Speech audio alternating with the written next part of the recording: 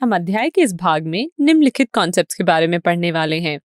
आकृतियों का क्षेत्रफल, एक ही आधार और एक ही समांतर रेखाओं के बीच आकृतियां, एक ही आधार और एक ही समांतर रेखाओं के बीच समांतर चतुर्भुज। तो चलिए शुरू करते हैं। इस वीडियो में हम आकृतियों के क्षेत्रफल के बारे में पढ़ेंगे। आपने पिछली कक्षाओं में सरल बंद आकृतियां जैसे आयत, त्रिभुज, समांतर चतुर्भुज इत्यादि का क्षेत्रफल ज्ञात करना सीखा था।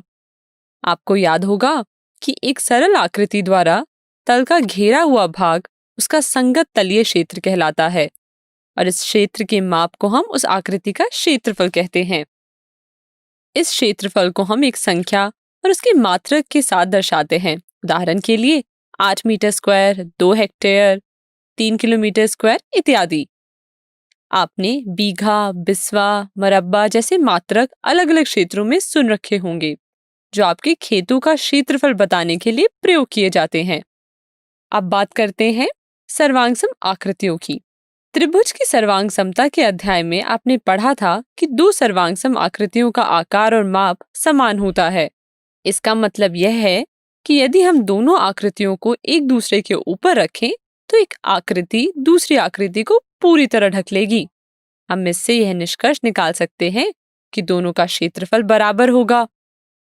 उदाहरण के लिए आप 2 10 रुपए के सिक्के ले जो एक दूसरे के सर्वांग सम है तो उन दोनों का क्षेत्रफल बराबर होगा, क्योंकि जैसे कि आप चित्र में देख सकते हैं वह एक दूसरे को पूरी तरह ढक लेते हैं। अतः हम यह कह सकते हैं कि दो सर्वांग सम आकृतियों का क्षेत्रफल बराबर होता है। परंतु इस कथन का विलोम हमेशा सत्य नहीं होता है। मतलब बराबर क्षेत्रफल वाली आकृतियां जरूरी नहीं कि सर्वांग सम हो।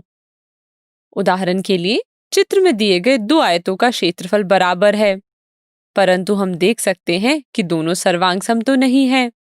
अतः हम कह सकते हैं कि दो सर्वांग सम आकृतियों का क्षेत्रफल बराबर होता है, परंतु यदि दो आकृतियों का क्षेत्रफल बराबर हो तो यह जरूरी नहीं है कि दोनों सर्वांग सम हो। अब हम ऐसे आकृतियों को देखेंगे जो दो या उससे ज्यादा आकृतियों से मिलकर बनी होती है। आइए तो हम इसे एक उदाहरण से समझते हैं। आप देख सकते हैं कि आकृति T द्वारा निर्मित तलीय क्षेत्र में आकृति P और Q द्वारा निर्मित दो तलीय क्षेत्रों से मिलकर बना है और हम यहाँ कह सकते हैं कि T का क्षेत्रफल बराबर P का क्षेत्रफल प्लस Q का क्षेत्रफल है। तो हम इस अध्याय में ज्यामितीय आकृतियों के क्षेत्रफल के गुणों को उस प्रबंध में पढ़ेंगे जब दो आकृतियां एक आधार और एक ही समांतर रेखाओं के बीच स्थित हो।